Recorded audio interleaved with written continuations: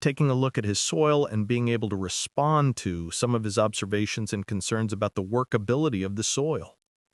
When trucks started dumping millions of bees into Nevada's desert soil, everybody thought it was the dumbest farming idea ever. Social media exploded with videos of farmers literally pouring bees onto salt-covered ground that looked more like a wasteland than a farm. Saving the bees, an effort underway to help these pollinators. Mary Jamba explains what Assembly Bill 221 would do and the role bees play in southern Nevada. Agricultural experts called it animal cruelty.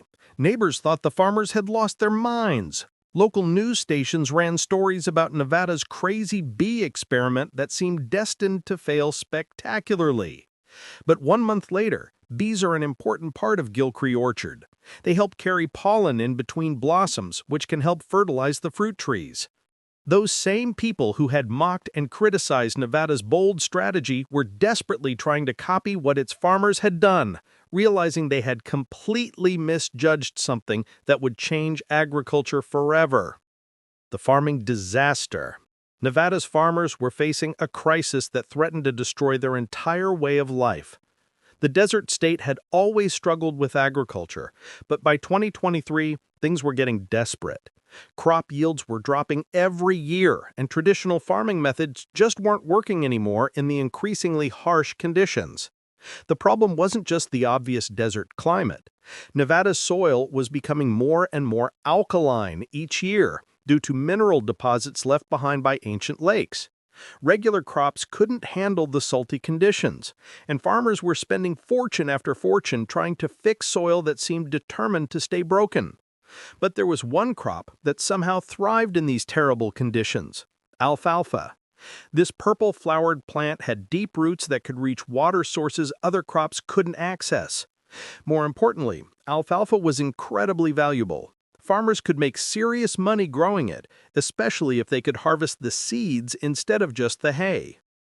In fact, alfalfa seeds and the plants that are born from them are able to retain water in the soil, making sure future crops don't suffer too much in case of sudden droughts.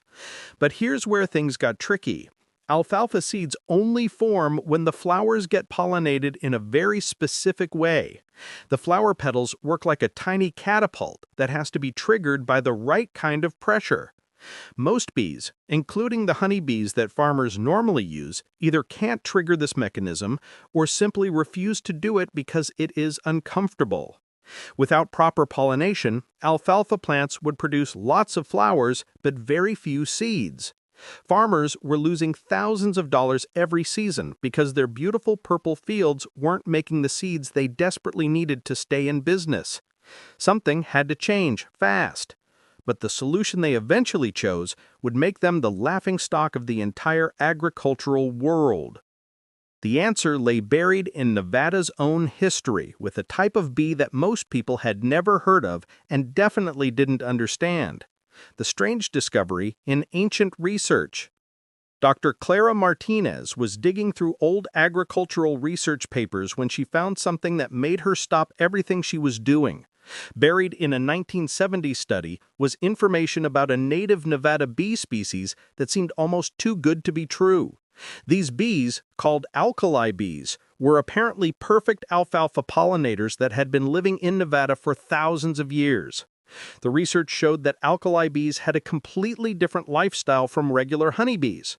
Instead of living in hives and making honey, these bees were loners who built underground homes in salty soil. Each female bee would dig her own tunnel system and raise her babies in individual underground chambers. What made Dr. Martinez's heart race was reading about how these bees interacted with alfalfa flowers. Unlike honeybees that avoided the flower's snapping mechanism, alkali bees seemed to love it.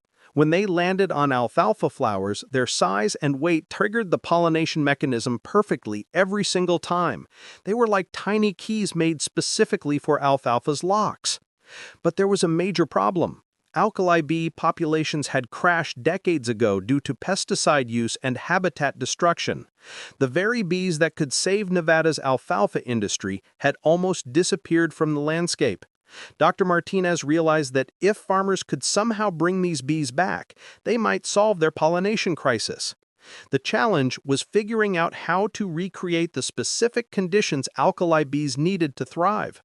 The research papers mentioned that these bees required salty, moist soil in very particular configurations. They needed areas where they could dig easily, but where their tunnels wouldn't collapse. Most importantly, they needed salt levels that would kill most other insects, but somehow helped alkali bees flourish. Dr. Martinez started reaching out to Nevada farmers with her findings, but most people thought her ideas sounded completely crazy. The concept of intentionally creating salty desert areas to attract millions of ground-nesting bees seemed like science fiction. Several farmers hung up on her when she explained that they would need to dump salt on their land and then release millions of bees into the prepared soil. Taking a look at his soil and being able to respond to some of the observations and concerns about the workability of the soil. Only a few desperate farmers were willing to try her wild experiment, not knowing they were about to become either heroes or the most mocked people in Nevada's farming history. The experiment that made headlines. When farmer Bill Richardson agreed to try Dr. Martinez's alkali bee experiment, he had no idea that local news crews would soon be filming him dumping millions of bees into what looked like a giant salt flat. The images that spread across social media made Nevada farming look like a complete joke to the rest of the agricultural world. Saving the bees, an effort underway to help these pollinators. Mary Jamba explains what Assembly Bill 221 would do and the role bees play in southern Nevada. Bill's first step was preparing a 5-acre section of his property specifically for the bee experiment. Workers used special equipment to create the perfect soil consistency, loose enough for digging but stable enough to support tunnel systems.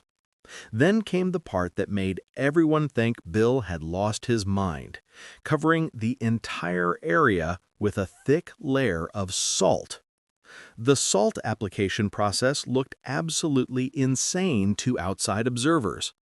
Trucks delivered ton after ton of salt that workers spread across the prepared soil like they were trying to kill everything that might want to grow there. Local residents driving by would stop and take pictures, posting online about the crazy farmer who's salting his own land. Next, Bill installed an underground system nobody could see from the surface. This hidden network of pipes and sensors would keep the soil at exactly the right moisture level for bee tunnels. The system was incredibly expensive and complicated, requiring constant monitoring and adjustment. Critics pointed out that Bill was spending more money on underground watering systems than most farmers spent on their entire irrigation setup. Finally came the moment that made national news: the bee delivery. Specialized trucks arrived carrying millions of alkali bees that had been carefully bred and prepared for release. The sight of workers literally dumping millions of live bees onto salt-covered desert soil looked so ridiculous that video clips went viral on social media. Comments poured in from farming experts, environmentalists, and regular people who couldn't understand what Nevada farmers were thinking. This is animal cruelty, some claimed. Those bees will die in the desert, others predicted. Agricultural professors used Bill's experiment as an example of misguided farming practices in their university lectures. The negative attention was overwhelming. Bill started getting hate mail from people who thought he was torturing bees for some crazy agricultural experiment. But Bill and Dr. Martinez knew they had to wait at least a month before they could judge whether their mocked experiment was working or failing spectacularly. The underground mystery nobody could solve.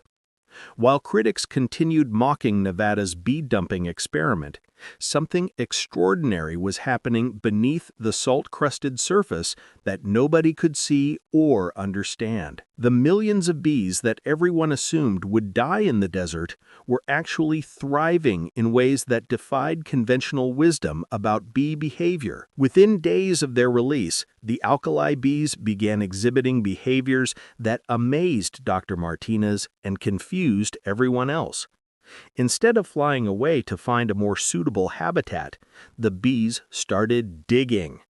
Each female bee would land on the salt crust, somehow sense the perfect conditions below, and begin excavating her own personal tunnel system. The digging process was unlike anything most people had ever seen bees do. Each bee would use her head and front legs to break through the salt crust, then continue digging straight down into the specially prepared soil below.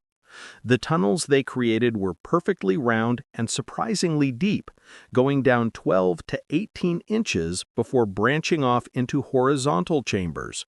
What fascinated Dr. Martinez was how the bees seemed to know exactly where to dig. They didn't randomly scatter across the 5-acre bed, but instead chose specific spots that created an efficient underground network. Some areas became dense with tunnels, while other sections remained untouched, as if the bees were following some invisible blueprint. The salt that everyone thought would harm the bees was actually helping them in multiple ways. It kept the soil at the perfect moisture level for tunnel construction and prevented other insects from invading the bee nesting area. The salt also created alkaline conditions that naturally protected the developing bee babies from diseases and parasites that thrived in regular soil. Underground, each female bee was creating nursery chambers where she would store pollen and nectar before laying a single egg. The babies would develop safely in these individual rooms, protected by the salt-infused soil and careful moisture control from Bill's hidden irrigation system. But the most amazing part was how quickly the population was growing. Each successful female could produce multiple offspring that would mature and start their own tunnels in the same area. Instead of a one-time bee release, Bill's salt-covered desert was becoming a self-sustaining bee city that would keep growing larger and more productive every year.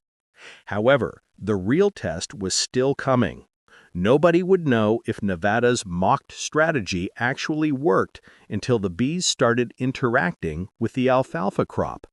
That's when the true success or failure of dumping millions of bees into the desert would finally be revealed. The pollination performance. 3 weeks after Nevada farmers dumped millions of bees into the desert, agricultural scientists started noticing something that completely changed their understanding of pollination efficiency. The alfalfa fields near Bill's experimental bee beds were showing flower activity patterns that seemed almost impossible according to traditional farming knowledge. Dr. Martinez set up cameras and monitoring equipment around the alfalfa fields to document exactly what was happening. What she captured on video amazed pollination experts across the country. The alkali bees weren't just visiting alfalfa flowers, they were interacting with them in ways that maximized seed production like no other pollinator could achieve. When an alkali bee landed on an alfalfa flower, her approach was completely different from honeybees or other pollinators.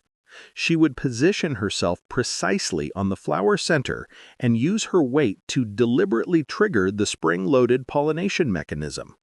In the late 1940s and early 1950s, when wild bees could not keep up with increased alfalfa acres, the petals would snap open with enough force to cover her entire body with pollen. But instead of being startled or trying to avoid it, she seemed to expect and welcome the pollen explosion. The efficiency numbers were staggering. Each alkali bee could successfully pollinate 200 to 300 alfalfa flowers per day, compared to honeybees that might effectively pollinate only 50 to 75 flowers in the same time frame. More importantly, the alkali bees were achieving nearly 100% successful pollination events, meaning almost every flower they visited would eventually produce seeds. Scientists measuring pollen loads on individual bees found that alkali bees carried 3 times more pollen than honeybees or leafcutter bees. This meant they were not only visiting more flowers, but also transferring pollen more effectively between plants. The combination of their size, behavior, and specific adaptations to alfalfa flowers made them incredibly efficient pollinators. Field observations revealed another surprising advantage. While honeybees and leafcutter bees tended to work during limited hours of the day, alkali bees maintained active pollination schedules from early morning until late afternoon. They seemed to handle Nevada's intense heat better than imported bee species and didn't reduce their activity during the hottest parts of the day. The pollination coverage area was expanding rapidly. Bill's 5-acre bee bed was effectively servicing over 150 acres of alfalfa, far exceeding the typical 100-acre coverage that agricultural textbooks suggested was possible. Some days, scientists counted alkali bees working in alfalfa fields over 200 acres away from their nesting site. But the real shock was still coming. The seed production numbers that would be revealed at harvest time would make everyone who mocked Nevada's bee dumping strategy regret their skepticism more than they ever imagined possible. The harvest results. When harvest season arrived, Nevada farmers who'd been mocked for dumping millions of bees into the desert were about to get the last laugh. The alfalfa seed yields from fields serviced by alkali bee beds were so high that other farmers initially refused to believe the numbers were real. Optimum leafcutter bee density is at least 20,000 bees per acre to maximize alfalfa seed production. Bill Richardson's alfalfa fields produced 1,850 pounds of seeds per acre, compared to the Nevada average of 600 to 800 pounds per acre for fields using traditional pollination methods.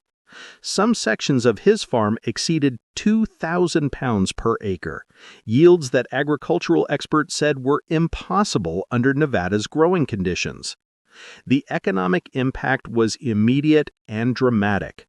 With alfalfa seeds selling for $12 per pound, Bill's improved yields generated an additional $15,000 to $18,000 per acre compared to his previous harvests.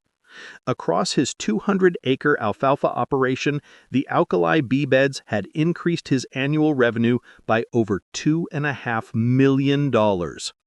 But Bill's success was just the beginning. Word spread quickly through Nevada's farming community, and other farmers who had initially mocked the bee dumping strategy started demanding to know how they could create their own alkali bee beds. Agricultural extension offices were flooded with calls from farmers wanting to learn the salt application techniques they had ridiculed just months earlier. The ripple effects extended far beyond individual farms. Nevada's total alfalfa seed production increased by 40% in regions where farmers adopted alkali bee management strategies. This made Nevada one of the top alfalfa seed-producing states in the country, generating millions of dollars in additional agricultural revenue for the state's economy. Seed companies that had been buying alfalfa seeds from other states suddenly found that Nevada could supply higher quality seeds at competitive prices. The improved pollination from alkali bees resulted in larger, more viable seeds that had better germination rates when planted. Nevada alfalfa seeds became premium products that commanded higher prices in national markets. Agricultural universities that had criticized Nevada's approach started sending research teams to study the alkali bee beds. Professors who had used Nevada as an example of poor farming decisions in their lectures were now assigning students to write papers about Nevada's innovative pollination strategies. The success attracted attention from farming communities across the western United States. Delegations from California, Utah, and Colorado visited Nevada to learn how they could adapt alkali bee management to their own alfalfa operations. The state that everyone had mocked for dumping bees into the desert suddenly became the center of pollination innovation. The copycats who couldn't get it right. As news of Nevada's incredible success spread, farmers from neighboring states rushed to copy the bee dumping strategy that they had mocked just months before. But what seemed simple from the outside turned out to be far more complicated than anyone realized, leading to expensive failures that made the copycats regret not taking Nevada seriously from the beginning. California farmers were among the first to attempt replicating Nevada's methods. They purchased millions of alkali bees and prepared what they thought were suitable nesting areas. However, California's soil composition was completely different from Nevada's naturally alkaline desert conditions. Even after adding salt, the bees refused to establish permanent colonies and either died or flew away searching for better habitat. Utah farmers made similar attempts but failed to understand the critical importance of underground moisture management. They focused on the visible salt application but ignored the complex irrigation systems that Nevada farmers had installed below ground. Without proper subsurface water control, their bee beds either became too dry or flooded during seasonal rains, killing entire bee populations. Saving the bees, an effort underway to help these pollinators, Mary Jamba explains. Colorado agricultural cooperatives invested hundreds of thousands of dollars trying to create artificial alkali bee habitats. They hired consultants and purchased specialized equipment, but their efforts failed because they didn't account for altitude and temperature differences that affected bee behavior. The bees that thrived in Nevada's specific elevation and climate couldn't adapt to Colorado's mountain conditions. The failed copycat attempts created a secondary market for Nevada's expertise. Farmers who had mocked Nevada's original bee dumping strategy were now paying Nevada consultants thousands of dollars to help them create successful alkali bee operations. Agricultural consulting firms in Nevada started offering specialized services for out-of-state farmers wanting to establish their own bee beds. Some states tried shortcuts that proved disastrous. Arizona farmers attempted to use artificial salt mixes instead of the specific mineral compositions that worked in Nevada. Their bees died within weeks, and the farmers lost their entire investment in bee purchases and site preparation. New Mexico farmers tried to skip the underground irrigation systems, thinking surface watering would be sufficient. Their bee beds failed completely during the first hot summer season. The failures highlighted just how sophisticated Nevada's approach really was. What looked like simply dumping bees into salty dirt was actually a complex system that required precise soil preparation, specific salt compositions, carefully controlled moisture levels, and a deep understanding of alkali bee biology and behavior. Meanwhile, Nevada farmers were quietly expanding their operations and laughing all the way to the bank while their former critics struggled to understand what they had gotten wrong. The scientific breakthrough.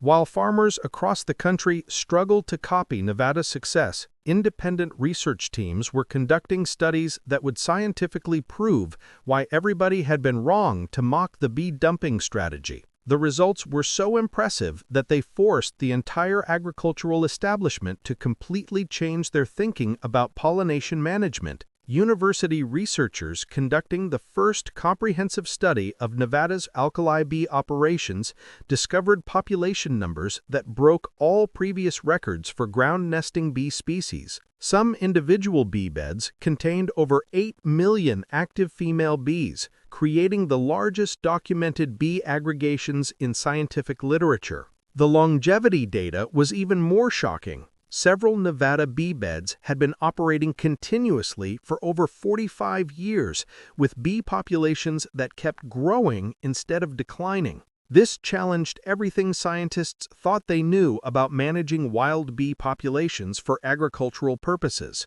Most managed pollinator programs required constant restocking and maintenance, but Nevada's underground bee cities were essentially self-sustaining. Productivity measurements revealed why Nevada's approach was economically superior to all alternatives. A single established alkali bee bed could effectively pollinate 250 to 400 acres of alfalfa, depending on bed size and bee population density. The largest bed in the study serviced over 500 acres while generating minimal ongoing costs for the farmer. Genetic analysis of Nevada's alkali bee populations showed that the bees had developed specific adaptations to local conditions over thousands of years. These genetic traits made them far more efficient in Nevada's environment than any imported pollinator species could ever be. The bees had essentially co-evolved with Nevada's native plants and soil conditions. Environmental impact studies delivered another surprise that silenced critics who had accused Nevada farmers of harming desert ecosystems.